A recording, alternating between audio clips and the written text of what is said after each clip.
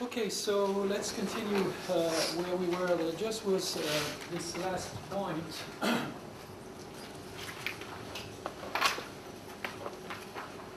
Verify, which is simple if you once you see how to do it. It's actually basically it reduces to some linear algebra thing. So we have E, and these are both operator spaces. So for that argument, A doesn't need to be a C-star algebra, just an operator space is okay. And then we were, so what we were doing K-bar tensor E, tensor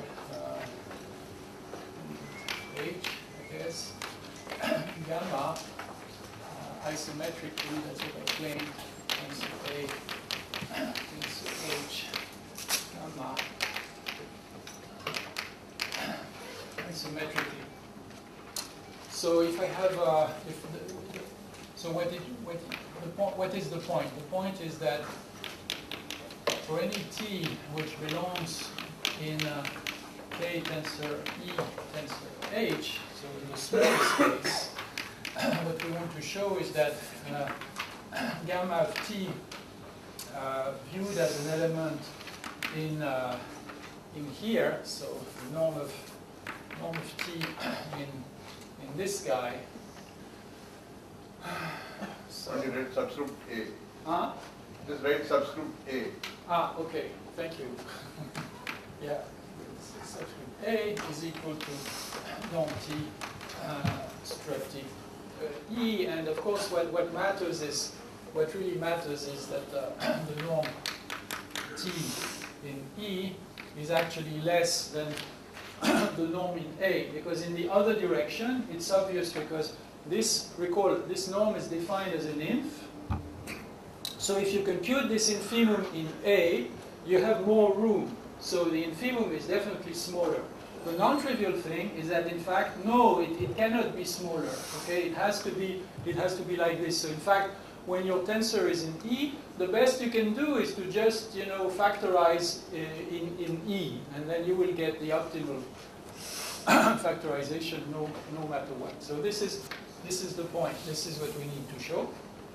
And so how can we check this? I claim this is more or less linear algebra, but you need to know basic properties just of Hilbert-Schmidt operators to check this easily. So let's see. So we had t equal to, get my notation, hopefully the same as yesterday, is equal to sum of what? Ki bar. So correct me if I'm just mixing up too much. Okay, and so let's assume we have that, and now so t will belong to K bar. We assume that, of course.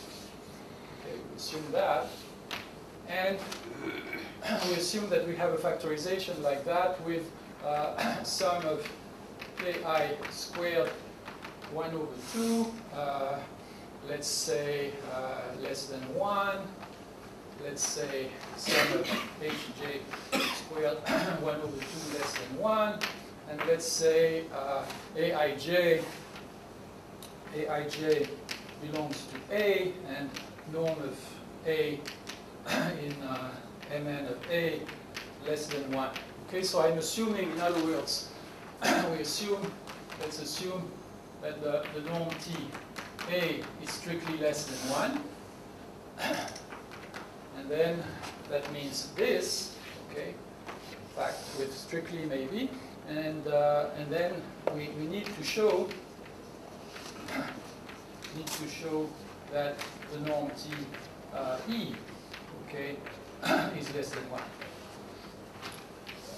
Of course, this is enough by homogeneity, and then this triple normalization. I remind you, if you haven't played with triple products before, the triple normalization is just because I have a triple tensor product. I have homogeneity, with each factor, so I can always do that. Okay, tell me if there's any problem. Please interrupt. So what we do is this. This is, you recall, this is a finite sum, ij from 1 to n. So I will introduce the following. I will introduce v from L to n with values in h that takes ej. Excuse me, I don't think you already said that the log of A is close to A, right? 1 plus epsilon or something.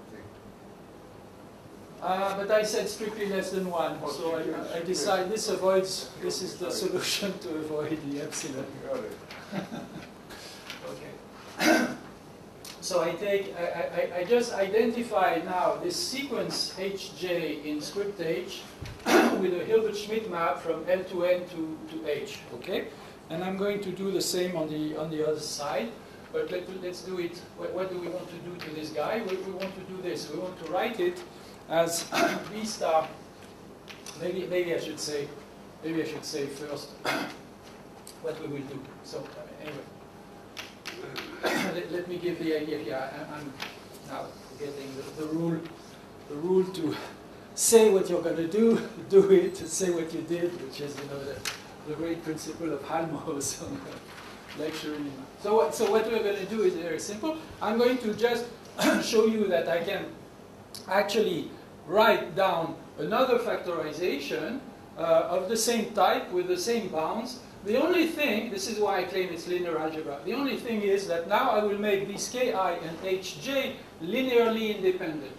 That's why I said it's linear algebra. Now, if ki and hj are linearly independent, you look at this guy t, and you take the bi-orthogonal functionals over ki and hj, they're a basis, a linear basis. Okay, so you have coordinates. And using these coordinates, you will project t to aij, if now this and this are linearly independent. So aij will be linearly, you know, associated to t, but when you do this. But your t is assumed to be in k tensor e tensor h. So if you apply linear functional in k, linear functional in h to this t, you're falling back in e. You know this by assumption here. Okay?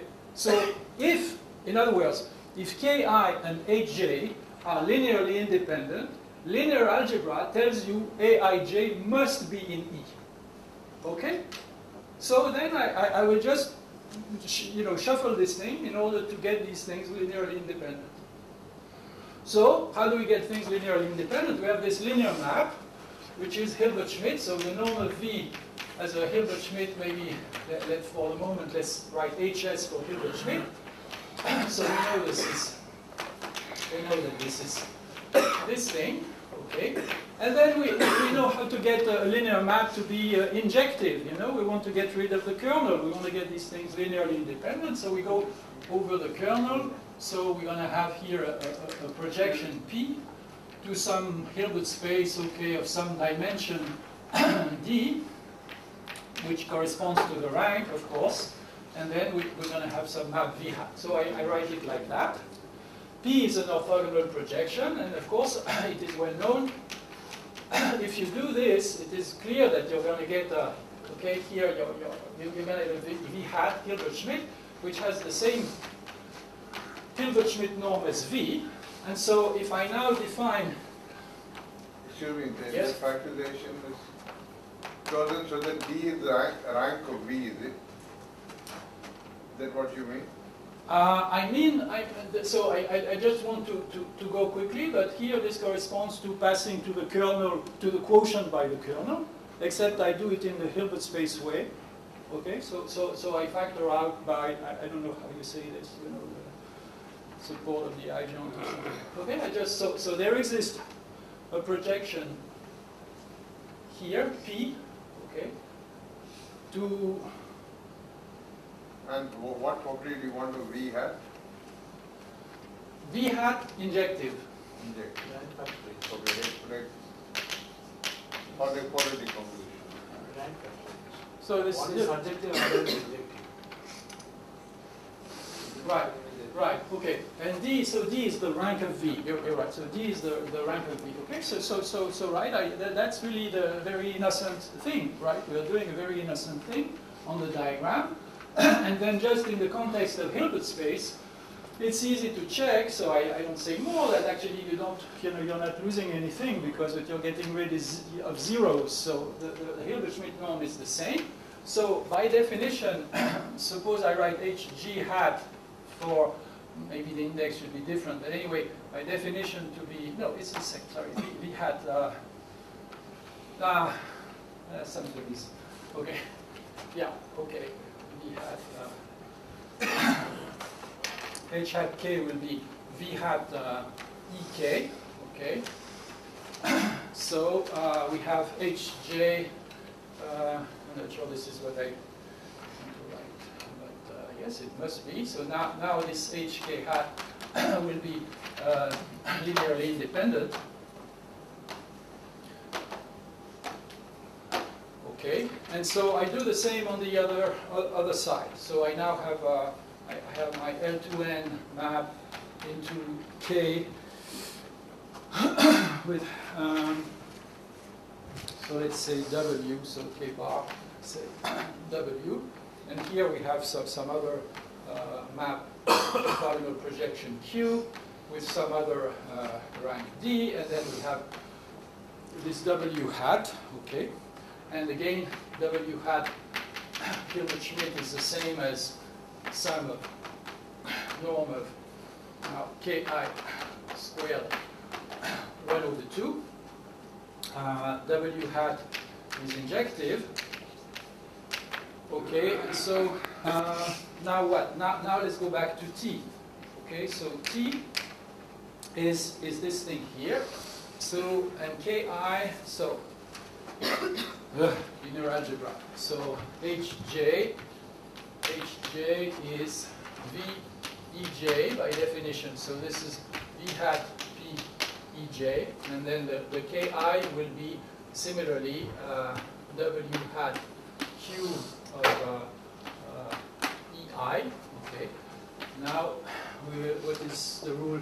The matrix representation of P is now what I will introduce. So this is V hat sum over I of P I J Ei, right? Matrix representation of P. Here I do the same.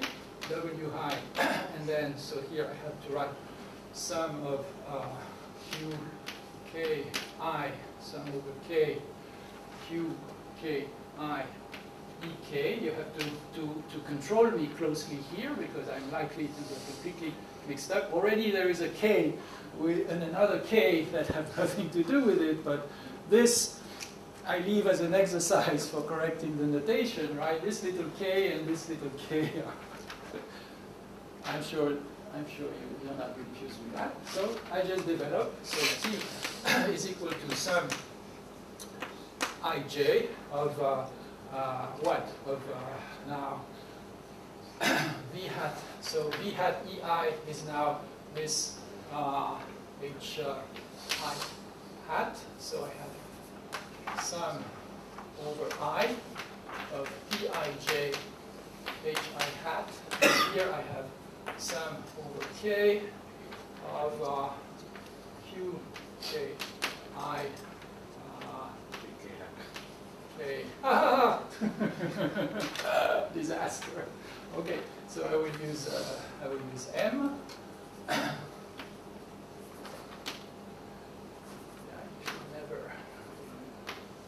And then, so now I have what? Now I have now confused again totally. So now I should have QMI and then what? KM. Okay. So this sum over.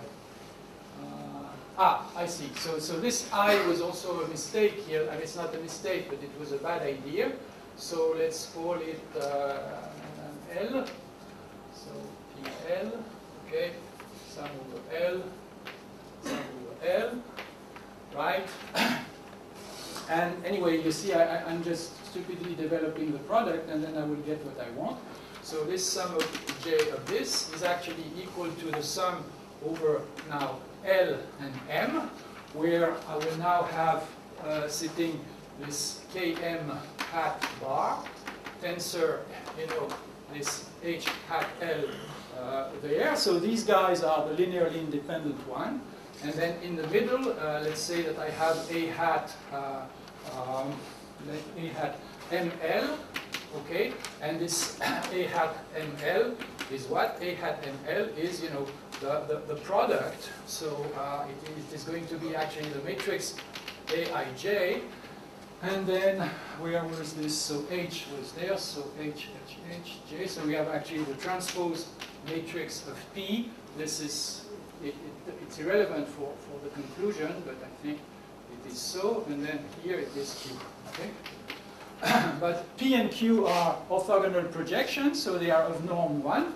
So we know that the norm of this A hat matrix in M, whatever it is,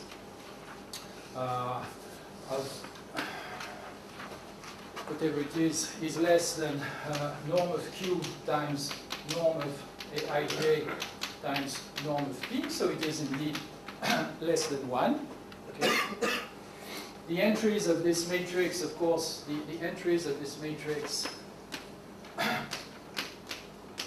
of course, they are, a priori, they are in A, okay, this was in Mn of A, so a priori they are still in A because we are just doing here linear multiplications by scalars left and right, okay, so the entries are still in A. We have the ball controlled, and then since the Hilbert-Schmidt norm did not change, we know that the sum of norm of K hat M squared is less than 1, it's less than the Hilbert-Schmidt norm of V hat squared, which is less than 1, and the same for the other guy.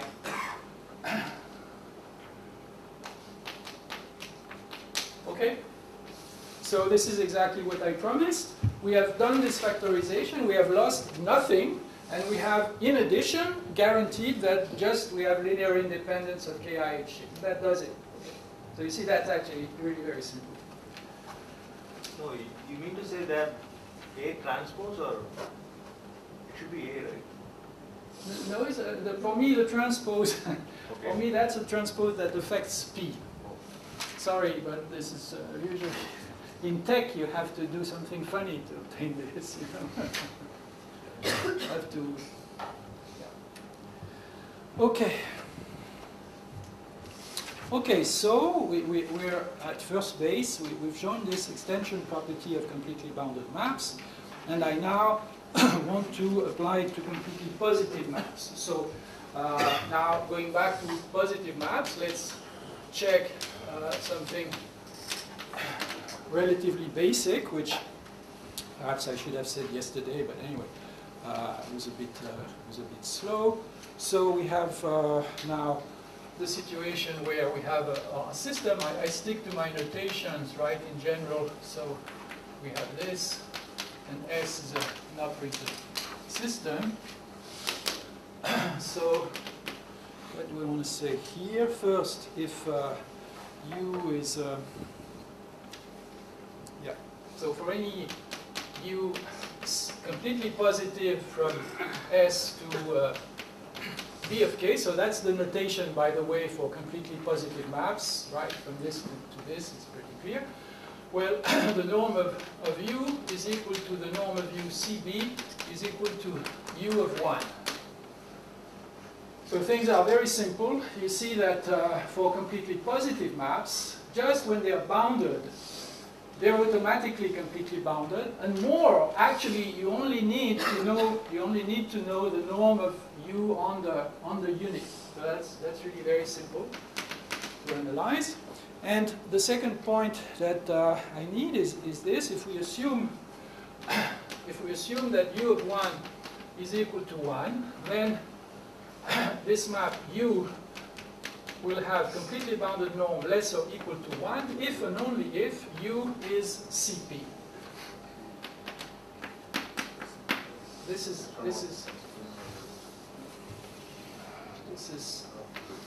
very important. It's a very important fact that allows us to do transfers from results about, metric results about complete boundedness, about bounds of a linear operators to order. So this is the first result this kind. I'll show some other tricks today that also go in the same direction. Do you need Yeah. U1 is what? Please go a little slower. Okay. What is A again? Here that was the pattern, so A now here will be a sister algebra. That's assumed to be just for fun, you know, inside B of H, like yesterday. But you could take A equal to B of H. So that just means an operator system sitting operators on H. Okay. It's just a nice picture because sometimes you have an A in mind, you know, that is actually good. So I just write it like that. But A can be B of H, and in fact, it suffices to consider A equals B of H. But it's just not, the tradition is to actually look at it like that. So A is a C star algebra. You're right.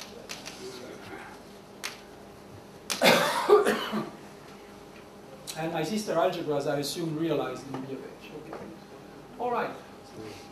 So if there are no questions here, do you need U to be unital to make this statement? I forgot something.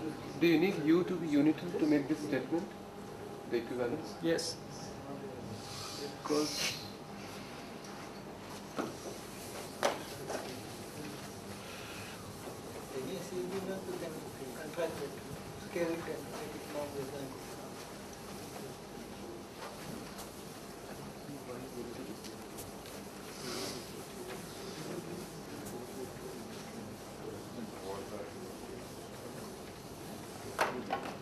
okay, so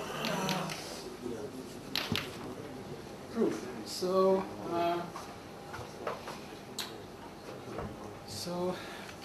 proof. I think it's time for a little, you know, excursion into the tricks. With the first example of use of 2x2 trick. So we have this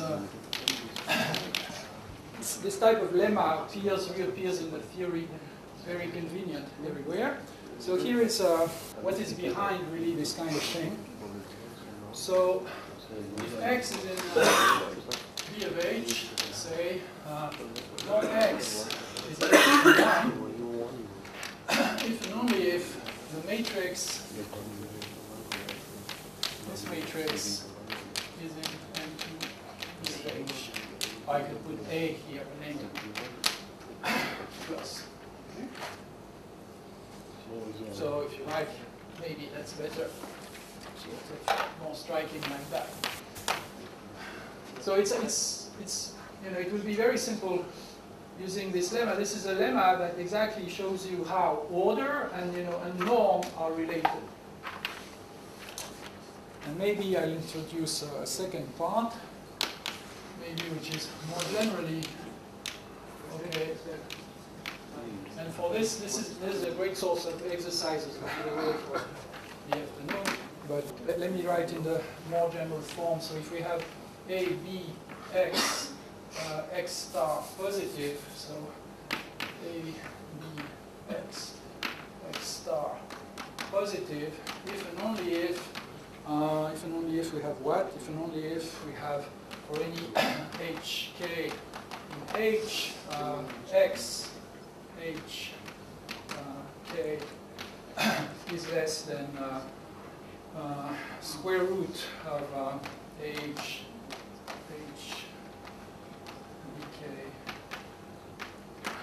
K.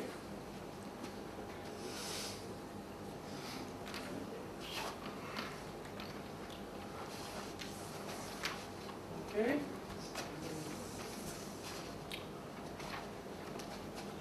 The left side is an HK, is it? For each HK, yes. No, H, the K. number You're right. This is my I don't do them well. Yes, and then KK. No, the left side also is H comma K. It will say Here it H, should H. be, yeah, my K. Okay, so you know, in fact, Excuse me. The first one, is that a star or x power k? it is a star. It was, what did you read? X power k. Okay, I'll try to write better. I got it. Okay, so let's see. So something, it should be clear, right? That so note that 2, right, implies 1. That's clear because okay, if now you just take A equals B equals the identity. By the way, this one here, okay, here this is the one. This is the unit in B of H, okay? And this is on H direct sum H, or M2 of B of H. So 2 should be a particular case of 1, you see, because if I put 1, 1 here, so this is positive, if and only if, look at what this says, x hk modulus less than norm h norm k square root, square root of the norm square. So that's just obvious. It means x is norm less or equal to 1. So that's clear. And then, you know, when you see this second thing as an exercise, you immediately more or less guess what you're supposed to do. You just basically, you know, write for 2, you're going to write you know, x star d positive. That means that for any pair hk, you're going to have, well, I write it in a short notation, right? This is hk, and then, you know, hk, so to speak. This thing should be positive. And so when you know, this is the matrix notation. I'm sure you see what I mean by this. It has to have the obvious meaning. And then when you develop, you get, of course, so you're going to get H plus B K plus, so we have the cross term, and then, you know, it's like in Cauchy-Schwarz. So what we get is actually twice the real part of X, H, K. I hope I have my sides. You know, if I'm doing this linear here and pi linear here. So anyway, you're going to get this. And this is actually equivalent to this for any HK. Okay, and so you're going to get that it is equivalent to real part of actually real part XKH. XKH.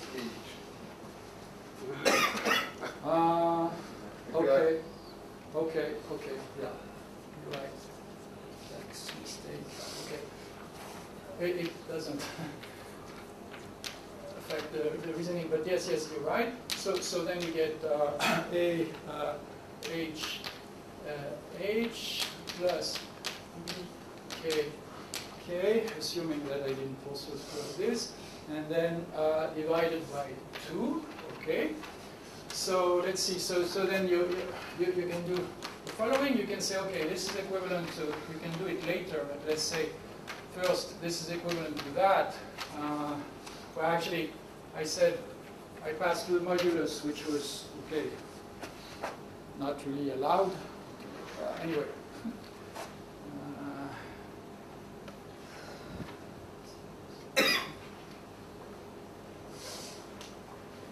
Okay, I have this, but so obviously I also have this, right? Because I can change the sign of H, and so if I have it with minus, I can adjust it with plus. And in fact, I can do the same trick with a complex number. It's the usual trick. So if I do it with a complex number, okay, in front of my, whichever, in front of H, okay, then I'll get this, okay, same.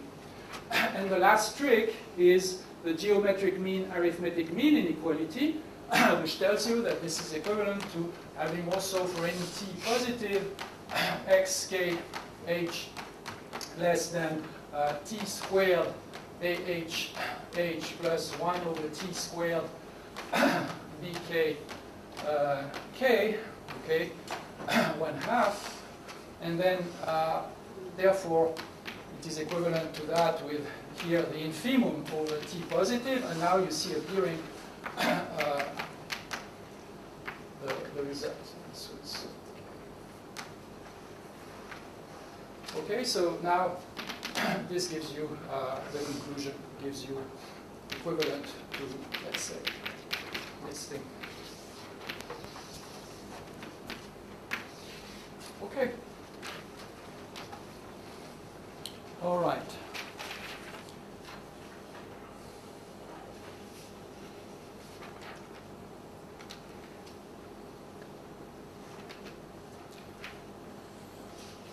So where are we now? So we have this. So we have the lemma, and then so the 1.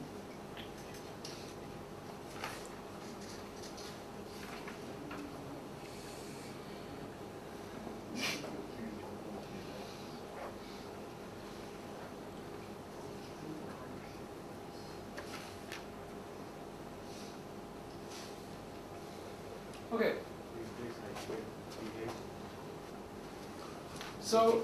So this is the main thing.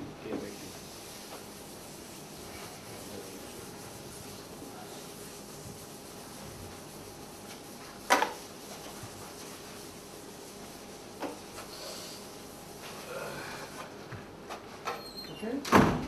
Okay. So let's see. So here proof of the proposition.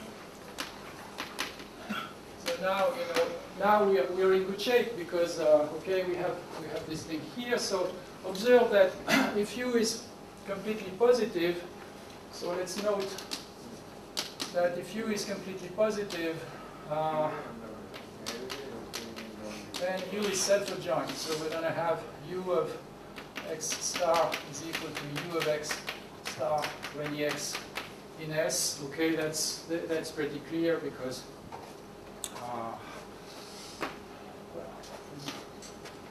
positivity, and so when we look now at we look at x less than 1, we want to show that show this bound with U1. So what did I do here? Suddenly I'm confused.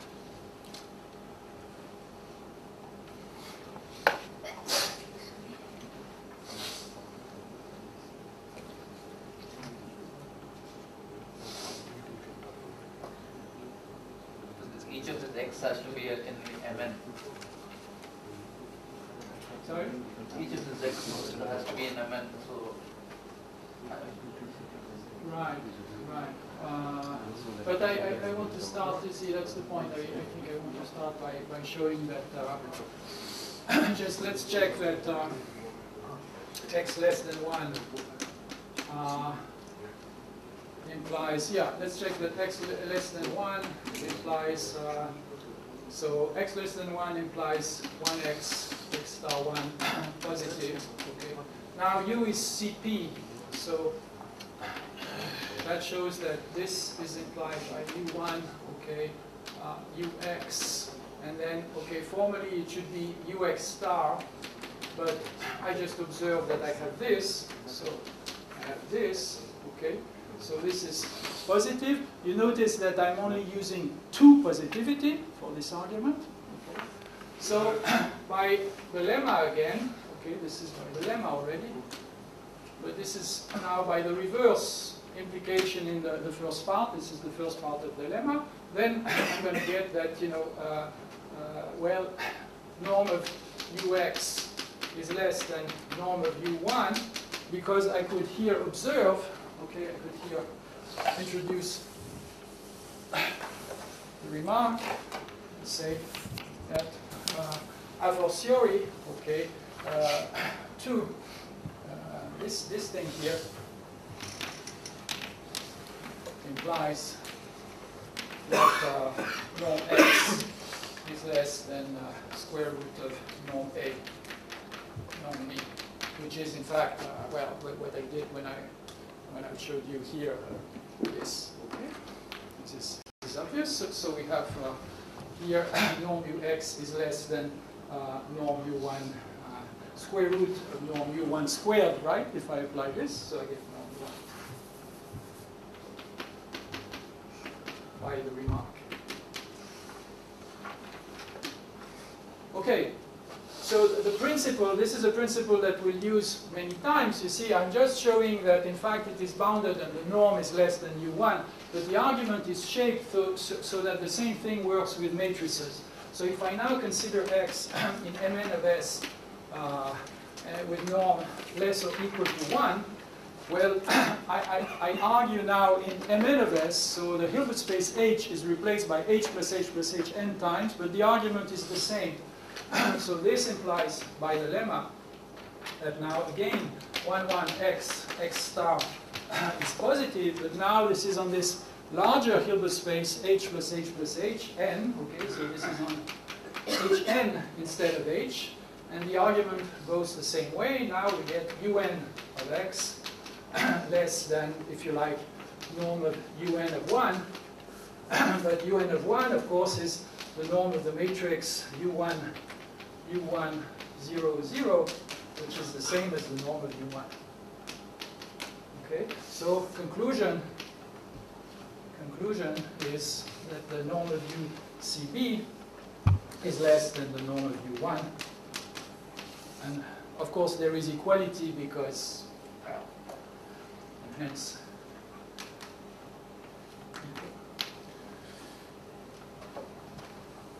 Okay, so that's the first part.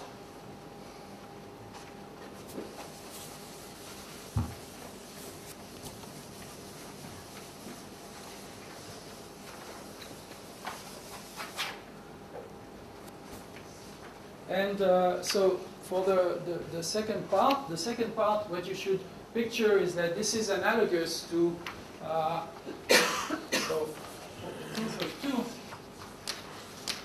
Let's note as a preliminary observation, okay, because this is the key fact. It is really the analog of that. So if you consider a functional phi, which is in the dual of A with A commutative, C-star algebra with unit,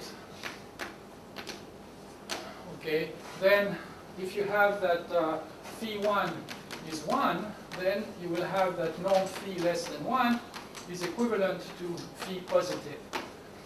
This is stated in abstract language. It is the same thing that I've told you earlier, that I've recalled you earlier, that is used in measure theory a lot, that when you have a signed measure of total variation less than 1, if it is 1 on 1, then it is positive. It is a probability. So it's exactly the same thing, because here A will be identical to C omega with omega compact. This is the classical Gelfand theory, right, which of course I'm taking for granted. So you know that A star will be the space of measures on omega with total variation norm. Okay, and A star plus, of course, is just the positive measures. And so this is the classical fact that I'm going to use, which is a particular case of this. So this is an extension of this fact.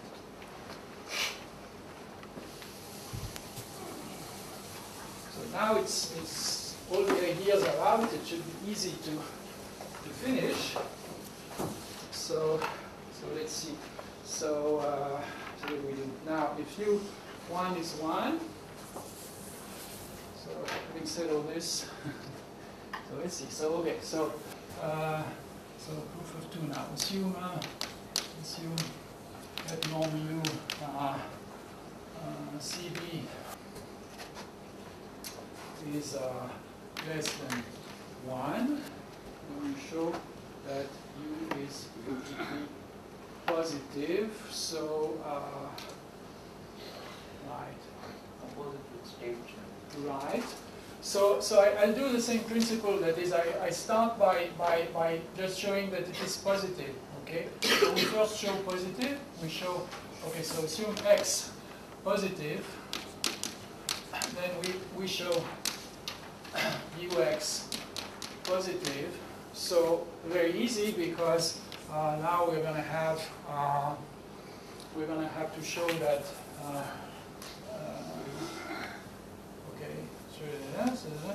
i.e. that for any phi in actually A star plus phi ux is positive, but I mean this is silly. Let's try to be as elementary as possible. So this means that for any h in H, our A sits in B of H. Okay, so we call A is in B of H. I erased it on the right side. We have ux h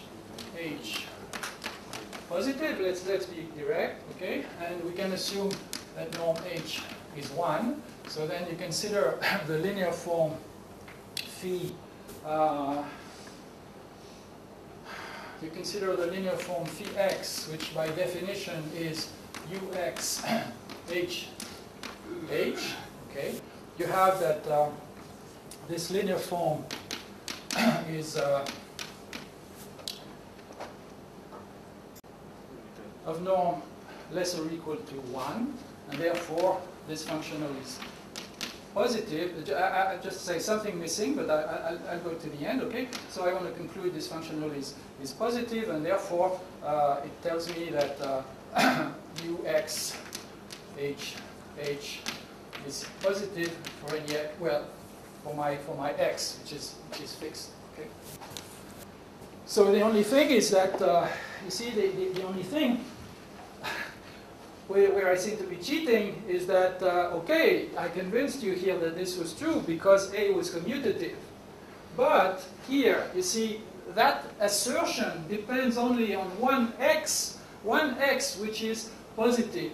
So if it is positive, it is self-adjoint, and if it is self-adjoint, the C-star algebra generated by x is commutative. So the argument works, you just argue in the commutative C-star algebra generated by x. Okay, that's a way, to avoid doing spectral theory and things like that, which is convenient. But so that works. The conclusion is this is positive if it is complete contraction.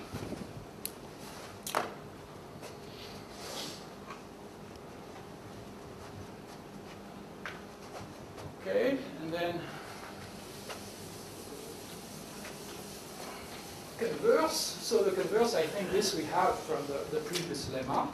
Okay, so conversely, something wrong? So the argument you take any positive x in any Mn, is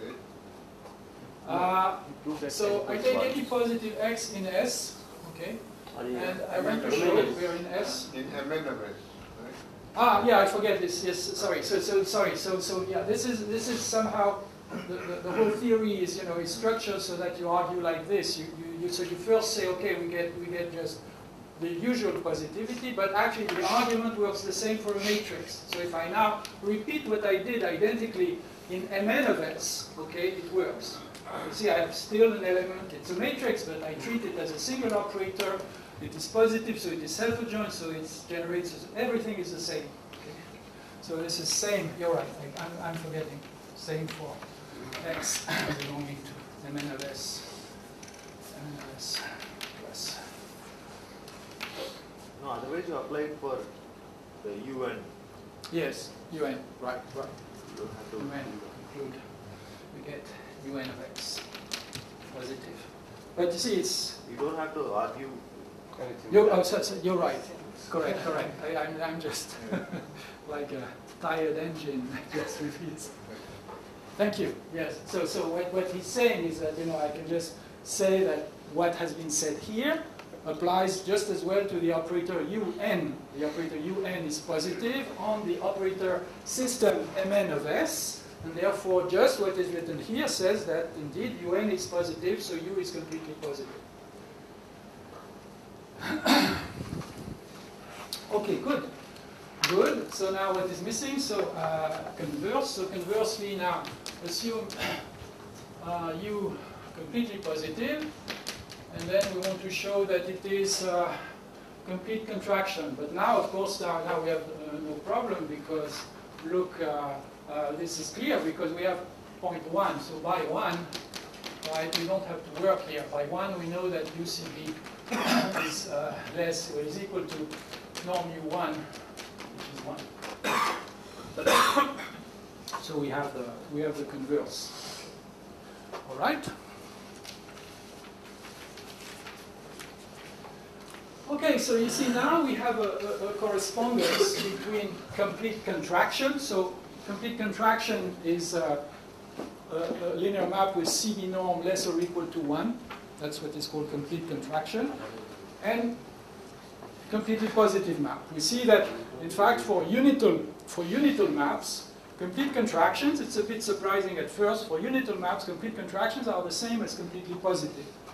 So, of course, we have an extension theorem. So, as a corollary, we now have that the extension theorem that we prove for completely bounded maps applies. So, if we have now U like that, we're going to have that for any, if U is unital, so for any U unital CP map, there exists U tilde from A to B of K, unital CP map, extending U. So that would be Alverson extension theorem. Definitely that's in Alverson's early paper. So you see, in the way that we've articulated now the arguments, there's nothing to prove. Because, say if I say that it is unital, then, well, completely positive is the same as saying CB norm less than 1. We've shown that we can extend and preserve the CB norm.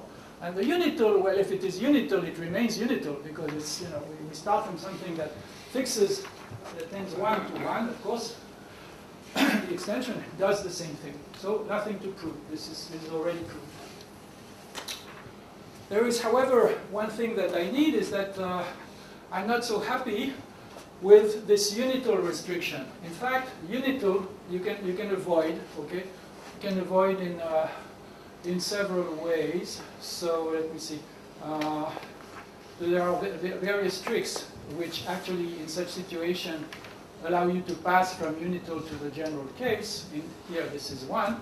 So let's maybe put it as a remark, or maybe just include it in the theorem, so in the corollary. In fact, moreover,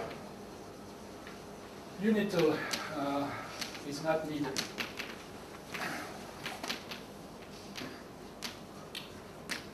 Okay, so why unital is not needed? Simply because we can do the following trick.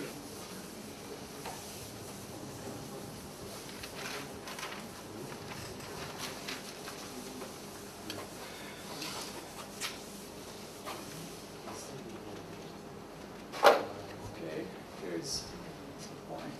So, proof of the over part.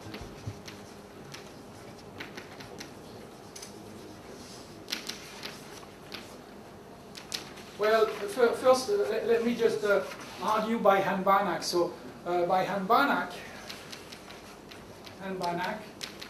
will tell me that I know that there exists some linear form on A, which is 1 on 1, and which is positive. Okay? So, why? Well, because this guy S contains the unit. So, if I just look at the subspace of dimension 1 spanned by the unit on this subspace, this is completely trivial. And then I extend it by Han-Banach. So I have a linear form of norm 1 that is 1 on the unit. But I just said that automatically this is positive. Okay? So I know that I have a positive linear form that does that on it. I choose anything like that. Okay? And now I can assume, we may assume, after normalization, we may assume that the norm of U1 is less or equal to 1, because, okay, if it's more, I just divide by a scalar to make it less or equal to 1. And then I consider the following. So, of course, we observe that U1 is, of course, positive, because our map U is completely positive, so it is, in fact, positive, and just so I don't want to do that, let V maybe from S to B of K to B of K, K, okay, plus K, okay. So M2 of k maybe, okay, M2 of k, maybe. M2 of v of k. The mapping that takes x to ux, and then here, so you see we just correct, so we do phi x, and then 1 minus u1. So we're going to write it like that. u1 is positive, but it's also less than 1 because I've assumed that the norm is less or equal to 1. So now this implies that 1 minus u1 is positive. So what is missing, the part that is missing, I add, you see, as a direct sum like this, using this auxiliary functional. And then my map v1 will be, oops, what did I do? No, I have something wrong here. So, I'm a little bit worried that actually I just did this too fast, and I think suddenly I think I'm leading you on. Okay, I'm sorry, I see I made a mistake. So I was going to say this is 1, so let's see, can I correct this or not? So if I go phi1, shoot. Take the convex combination. Yeah, no, of course I'll get the phi1, but then I need to get back to the extension, and I think I think there I got it wrong. So I'm sorry. I thought this map was unital, and I got mixed up in my. I got mixed up between the sums. And so okay, so the question is, can I actually patch it like that? Add this. So of course, so I can extend this, but.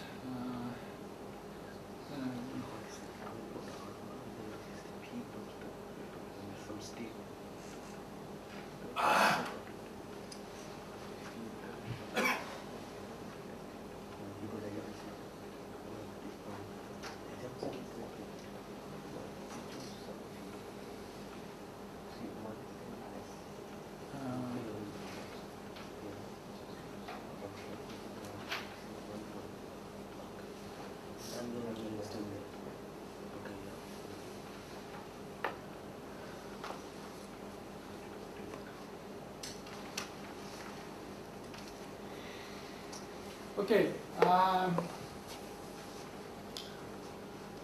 I had another argument, and then I thought, oh, but this is much simpler. This is the danger. So I think it's safer that I just start again. Take S direct some C, then maybe. I was trying to think quickly about that, but yeah, take S direct some C, then we can map it to UX. Yeah. Yes, but. Are you sure this does it then to an extent? Yeah. Direct sum C, you mean, or direct sum anyway? That probably doesn't matter. I can do it like I started. So S direct sum S actually probably. So you want to say? I'm a bit worried because now I'm you know.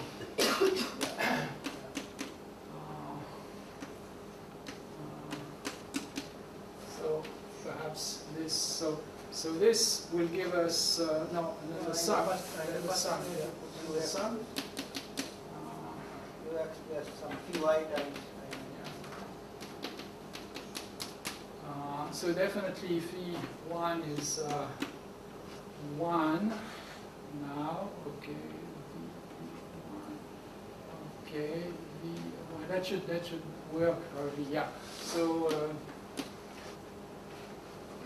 Right, so V1 is 1, and then this V is still completely positive because it is the sum of two completely positive. This functional, maybe that's, I'll come back on that, why functionals that are positive are completely positive. But anyway, it's okay, this is going to be completely positive. And so if we apply the theorem, so then we'll get some V tilde, okay, which is the extension, which will be from A 0, 0 to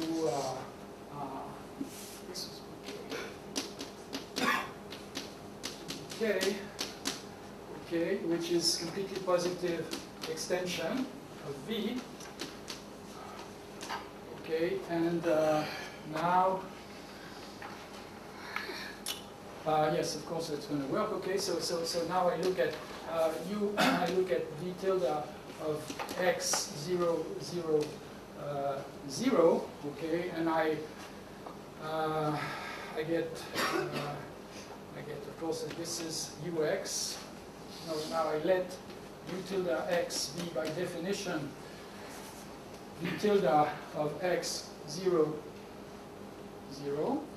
Okay, so this is completely positive, and this extends. Well, vx 0, 0.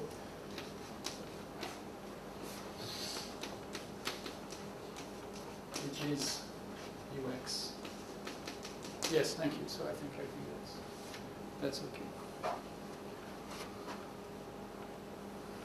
Okay, so in fact, that doesn't matter.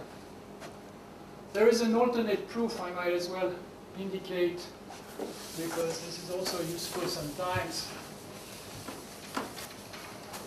This is an additive. You see, this is an additive correction. We are making an additive correction in order to get V1 equal to 1, but you can also make it multiplicative. So the other possibility is it, so as a remark, alternate proof, alternate argument. That was my initial argument. Then I thought this was too complicated to make work in full generality. But if U1 is strictly positive, meaning is invertible, okay, which by perturbation you more or less can always assume in such a theorem. If U1 is strictly positive, then it's very easy. What you do is you consider Vx to be by definition U1 minus 1/2 Ux U1 minus 1/2, and then you do the same tricks. And so you're going to get V tilde to be by definition U1 1/2 V tilde U1 1/2. And that's actually also often a useful trick to have in mind.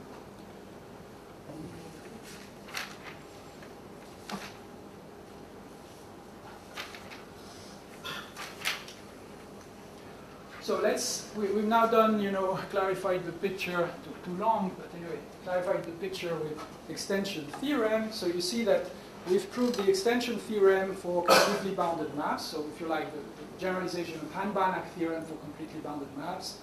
Now we have it for completely positive maps. We started with unital, we got rid of unital. So completely positive maps have the extension property. Sorry, with this method, you still have an approximation argument, right? Yes, which I skip, yeah. You can, by perturbation, you make it invertible, and then in the end, the Weeks are limit to get rid of the perturbation. Yeah. We have one proof anyway, so. But you said, in that proof, that positive function was a CP. Yes. You have to prove that. Again, yeah, let's, okay. Can you show that the CT norm is less than 1/3? Then obviously it will follow. Yeah, I think, yeah, we have, no, we have it anyway from what we said here, I think, let's see, no, I used it here, so I need to show you that the functional, that the state is completely positive. So, okay, let's insert it if you like. Okay, so I'll do the exercise.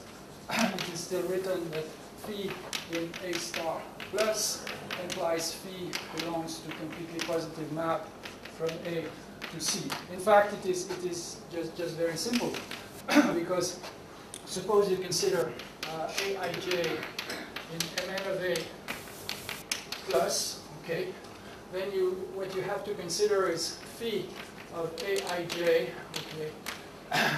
The question is whether this belongs to Mn of C plus, okay, because now we're in C. So the question is whether So the question is, we need to show that for any h in Cn, the sum over I and j of phi aij hj hi bar is positive. This guy here is a positive element. Is a positive element if we have aij a positive element of Mn of A, it's clear that this guy is going to be a positive element in A. So this belongs to A plus. So if you like, B of H plus Y. This is so then we are done. If I show that this is in B of H plus, we have hence it is positive. Since phi is positive. Why is it in B of H plus? Well, it's in B of H plus because if I call it, let's call it X, okay? Well, if I consider H in H, and I consider X H H, which is what I need to check that X is positive, you see that I get the matrix Aij. I get the sum of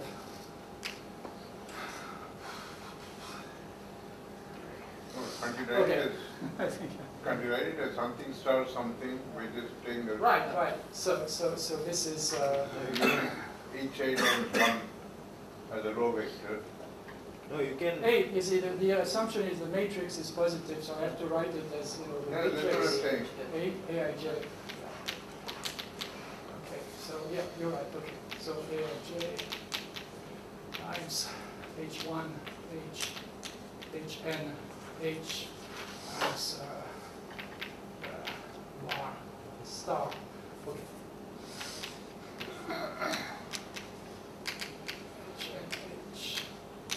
Okay, I guess that corresponds to what you're asking. This column and then the star of this column, which then is a line. Okay, that should, I think, that should make it clear. Okay.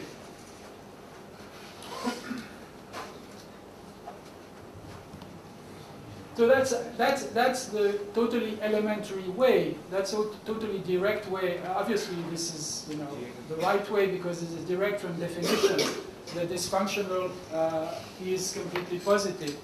But there's another way, which is to recall the GNS factorization, and to observe that, in fact, as a remark, just know the very classical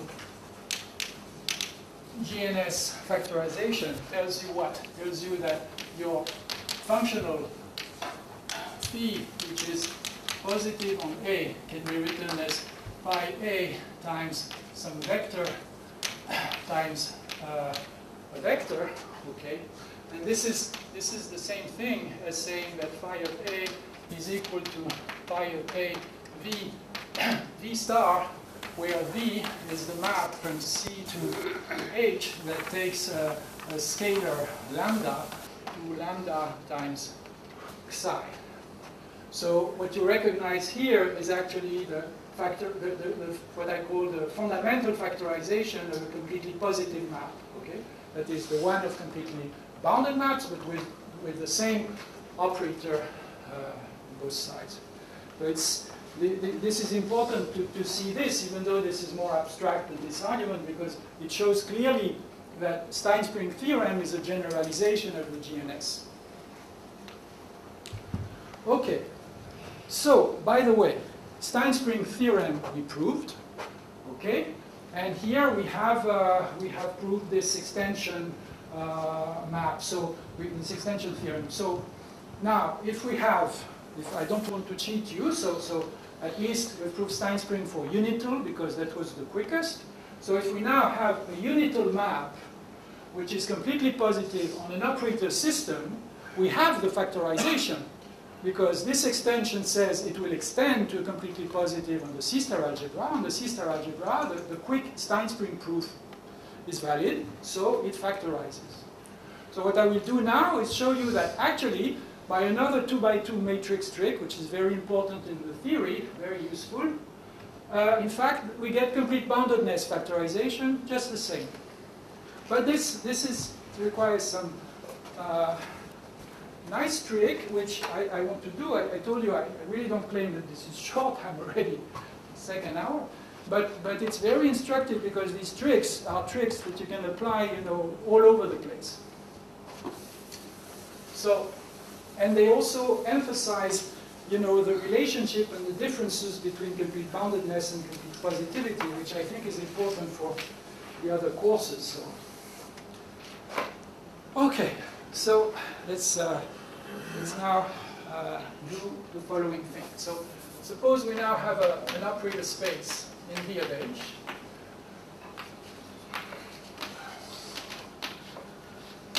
So we consider the following. We consider an operator system which is like this, which is of the form scalar 1, and then x, y star. So this is in M2 of V of H, where x, y are in E. So observe that this is an operator system, and then we also do the following thing. Suppose we consider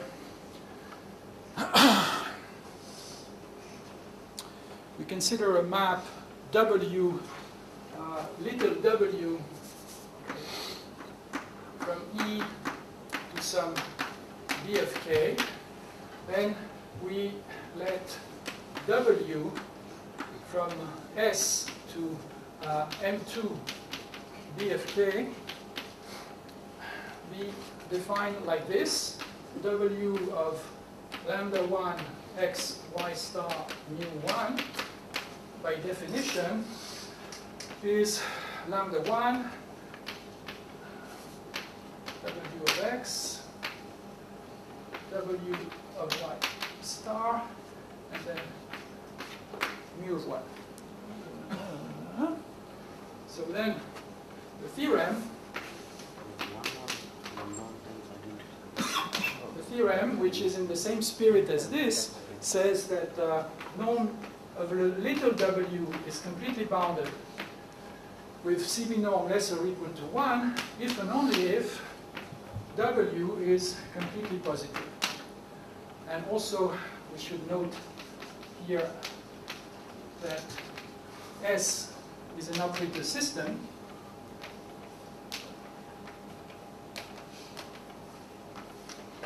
And what else? And that, of course, W is linear.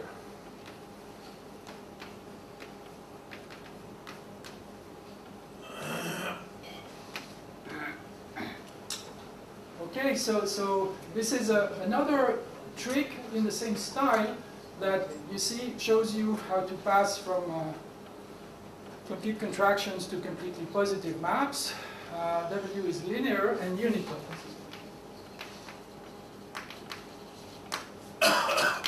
So with this observation, in fact, now pretty much on track.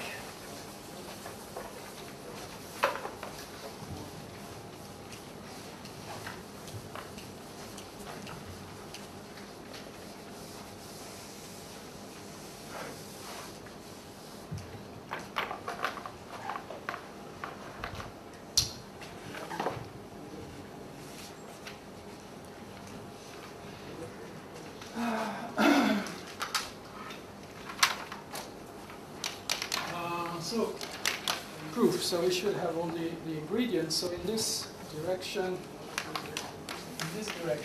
so W positive, okay, W positive shows us that what? So that if X has norm, so assume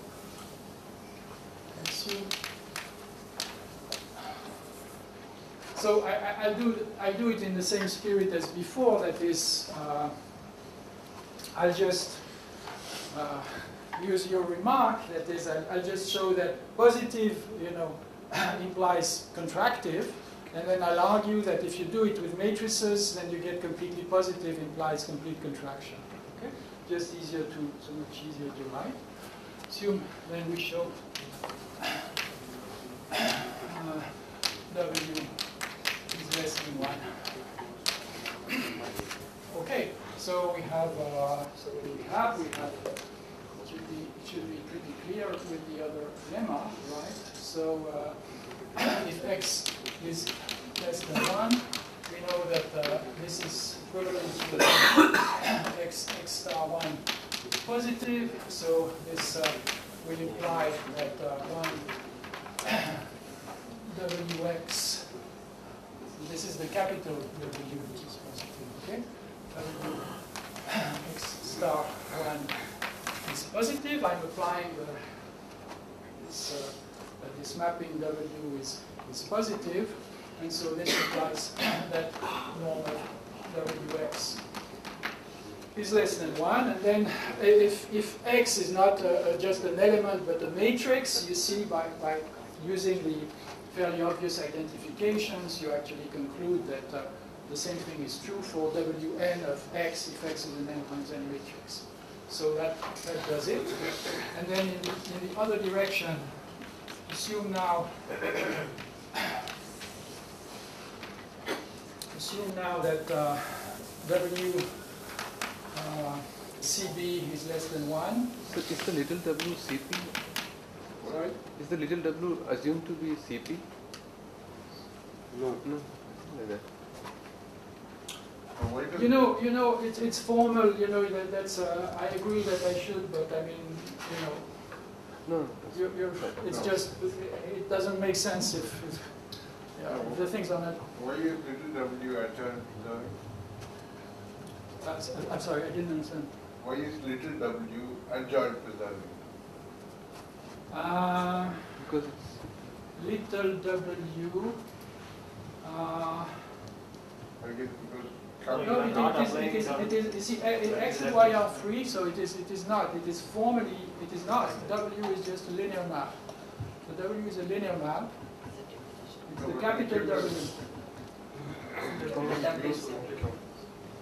No, you are not applying coordinate pairs. That is the definition. he's just using the positivity of w, capital W. This is because W is positive. And then the definition of W, maybe I shouldn't have called it with the same name, but I try to make it a big W. So big W is like this. So big W does that by definition. Yeah. Okay, and then maybe I should say same for x mn of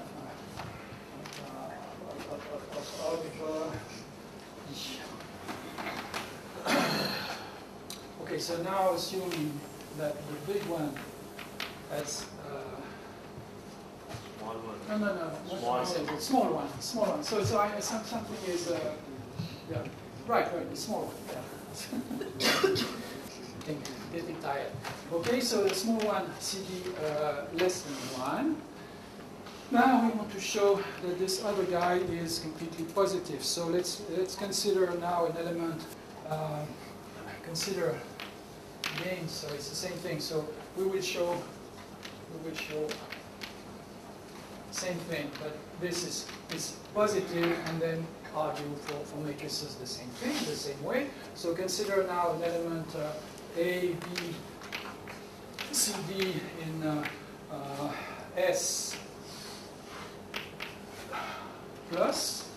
Okay, so that means that A and D are just belong to C times 1, and they have to be positive. So let's say that A will be equal to lambda times 1, B will be equal to mu times 1, with lambda positive, mu positive, because, okay, if this is positive, and if I compress on the first coordinate, I must get something positive. That's straight from the definition. So the diagonal of a positive matrix is positive. I mean, positive meaning non-negative. Positive in the French sense. Okay, and so we have that, and so we need to show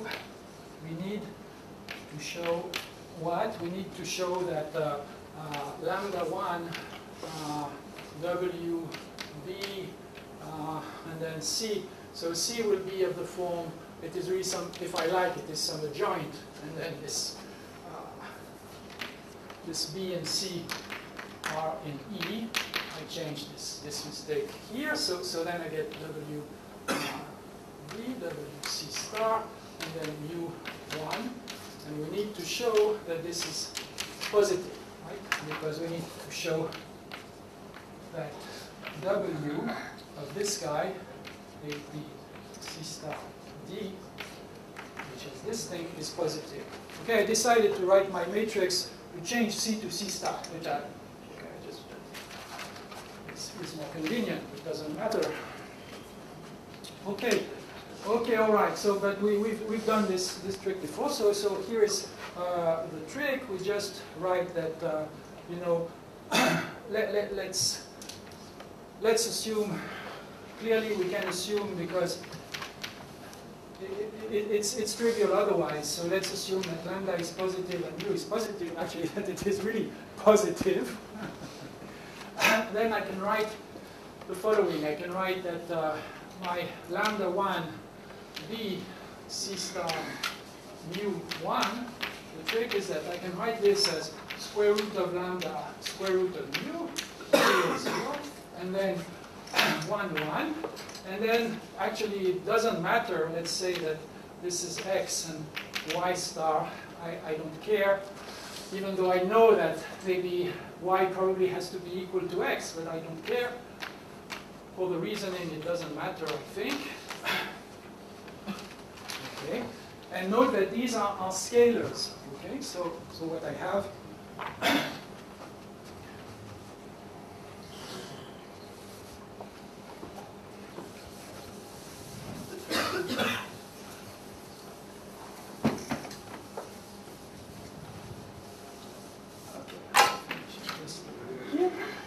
So what do we have now? I've assumed what? I've assumed that this is positive. I want to show that the image is positive. So you see, if I have that this A,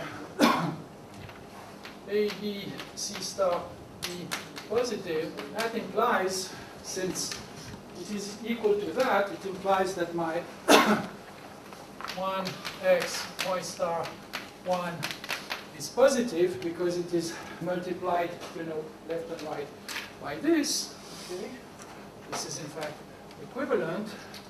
And if I go now and I compute W of this A, B, C star, D, okay, what I get is the same factorization, right? Sigma times here W1, Wx, W y star, which I don't need to write probably.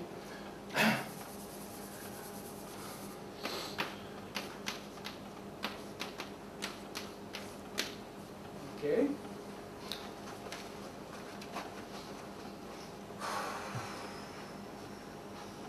Yeah, I think I need that x is equal to y. So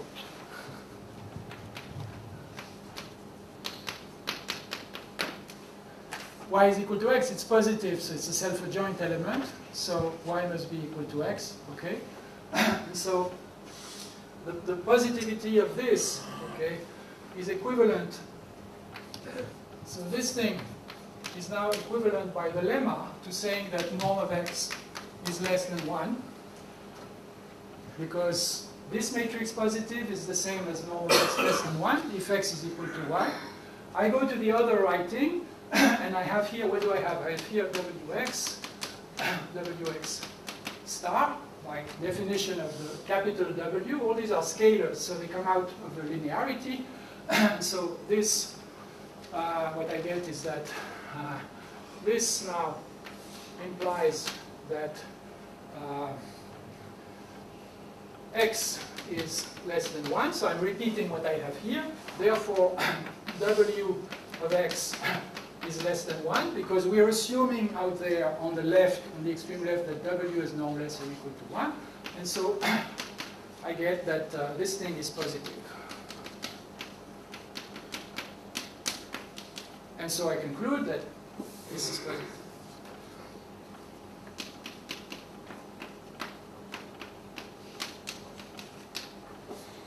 Okay, so I'm sorry that it takes so long. It's very, very simple. It's just long because it's long to write every time these 2x2 matrices. But the principle, you know, you should catch the principle is very simple and gives a very simple correspondence between positivity and just elements of the Can we unit. directly show that CB norm of this is also less than equal to 1, then it is already unital, so it will be CP then? By this method, it should be Yeah. the same. Yeah. Yes.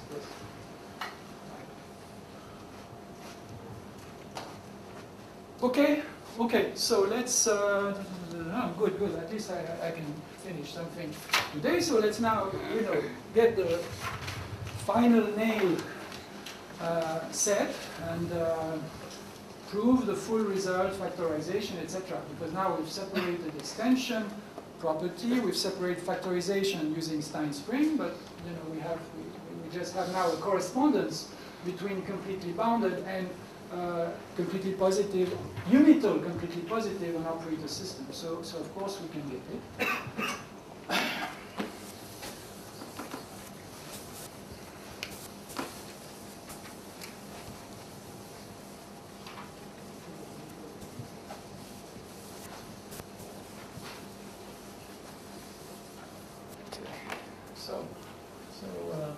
Fundamental factorization.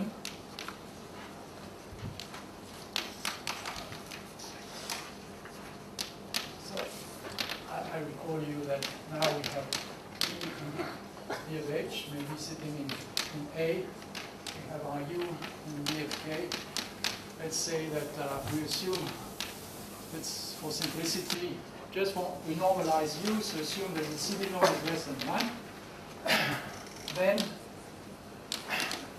there exists H hat and V W from K to H hat such that U of A is equal to V star by A W exists by A. So A can be V of H such that this is true. So one way to do this, which maybe can appear strange, but it's okay, is to say, okay, well, now I will apply the theorem, so my W, little w became U, okay, so I have my, my capital U from S to M2 of V of K.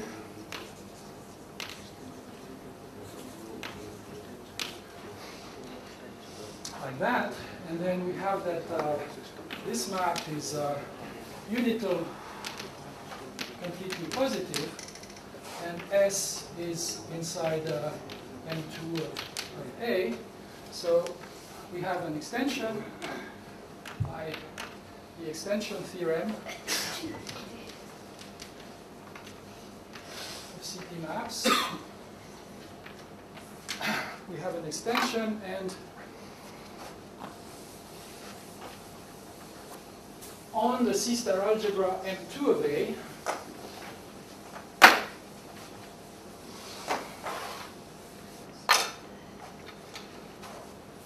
okay, so now we have M2 of A, of course, the C-star algebra. U is a unital CP, so we can apply Stein-Spring.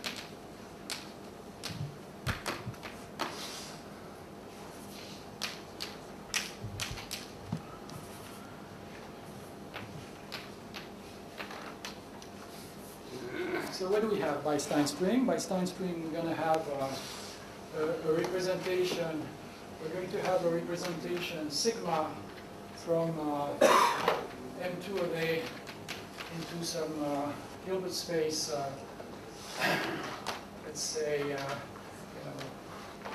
H representation. We're going to have maps. I'm out of notation really, so maybe A and maps V and W from K, from K plus K as a matter to H, such that this map U of X can be written, so I just have one, okay, V, sorry. So, V, maybe S, let's say, this isometry actually. We have lots of properties actually described in this argument. I will not spell out all the information that one gets. One has some more information from this picture. So sigma x S star, isometric embedding. Okay, that's what we did with Stein spring for any x in M2 of S. Okay, but we were interested in U, so if we want to show this for U, then we're going to have that 0 ux 0 0, I guess, is U of this 0x 0 0, which is this x star sigma 0x 0 0 S. Okay, and so it's you see that it's just very, very simple algebra now. So on the right, this is S star sigma of x 0 0 multiplied by, check me, I might here compute wrong, like that. So this is 0 x 0 0. I think this is right. Okay. Yeah, it's usually. So that gives us S star pi x times some operator W. Okay, well, this is not quite the right W, so maybe S prime, where S prime is sigma 0 1 0 0 S. Okay, and then finally, if we want to obtain ux,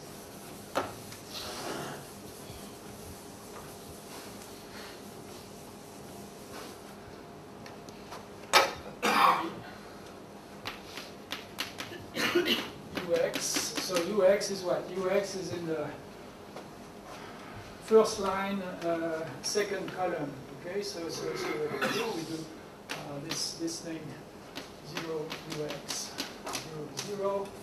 And then, so what do we do? 0, 1, 0, 1, 0, 0.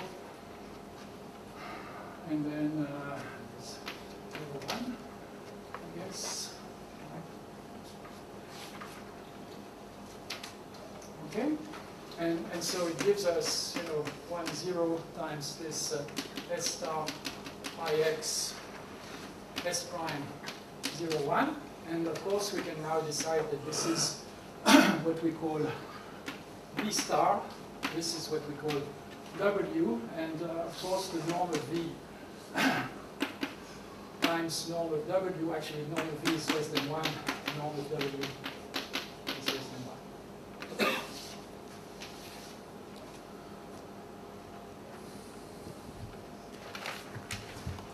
Okay.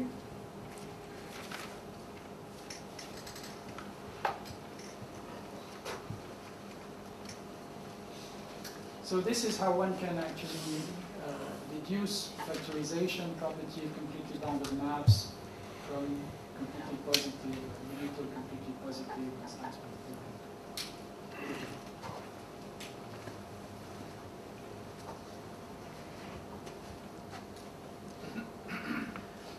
Okay, so the thing which is missing, but which is very simple, is of course the converse, right? So maybe I can insert as a remark. So we now have a remark. Of course, This is easy to prove. Easy converses are easy.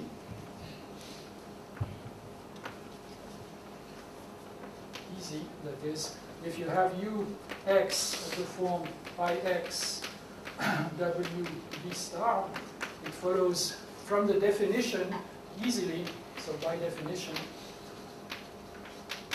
follows that the CB norm is less than the product of norm W, norm V, norm W. So that means that this is an if and only if statement, you see, because conversely, if we have this, then it means that the CB norm is less than 1. And for complete positivity, if ux is equal to v star pi x v, so if we have w equals to v, also it is very easy to see that u is completely positive also from the definition, because now pi is a representation. I should have said this maybe earlier as an example. Okay, fundamental example of completely positive map is a representation because it preserves everything. So it will preserve everything which is of the form x star x, that's the positive cone. It will be preserved by the representation, of course, right? So pi will be completely positive, and if I multiply left and right, but by the same, with the same operator, then the polarization is okay. I get, of course, that it is still positive from the basic fact that an operator on Hilbert space, if it is positive, if I multiply, if I have an operator t which is positive, right, then the basic fact, of course, is that this implies v star t, v is positive for any v, right? So that is this implication here. Good point to stop. Thank you very much. Except that I'm like halfway. Einstein's theorem has uniqueness, whereas this one. Uniqueness in the Stein spring, you think I should? Whereas for this decomposition for CB maps, there is no uniqueness. No, there is no uniqueness. There is no uniqueness. Maybe actually, can I take 2 minutes because it's sort of better to say one more thing, which is not exactly your question, so I'm stealing 2 minutes. There is no uniqueness here. No, there is no uniqueness. It is not that I know. I don't know a uniqueness theorem.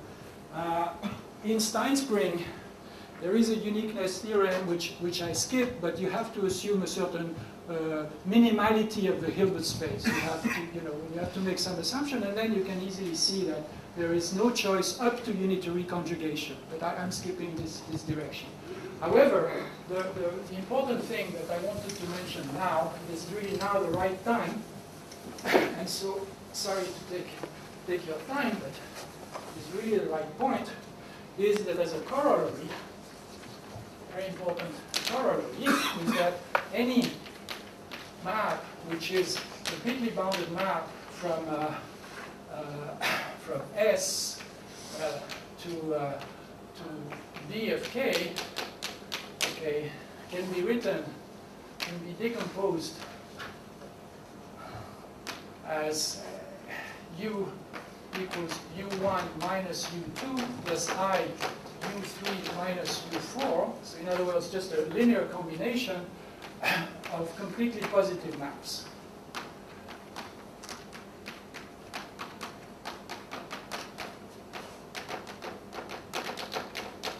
And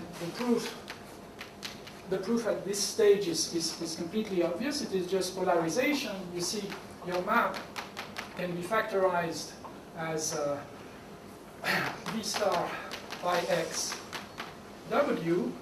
Your problem is that you want to just make W equals to V. Well, we know how to do that, right? When we have a bilinear form, we know that we can write it by polarization formula as a combination of values on the diagonal. This is this classical trick. So here, this is what you do. So you write V plus W star Ix, V plus W minus, blah, blah, blah, plus, and then there must be a factor 1 over 4, and then plus I times, okay, I don't write the whole thing, and this gives you U1, which is completely positive because you realize what you want. Second, U2, which is completely positive, and then you have here U3 minus U4. I expect a question that I anticipate the question so I can answer it in advance. This is less trivial than the other day. You asked me about injective maybe for extension property, whether one can put a phenomenon algebra. So here, again, the same phenomenon happens. That is, if I put a general phenomenon algebra, this is not true in general. And it's a theorem, this time less trivial than the other one. The extension property was very easy. It's less trivial that this property for a phenomenon algebra in place of B of K characterizes injective phenomenon algebras. The injective phenomenon algebras are characterized by the fact that this property holds S can even be any C-star algebra. That's already forces injectivity.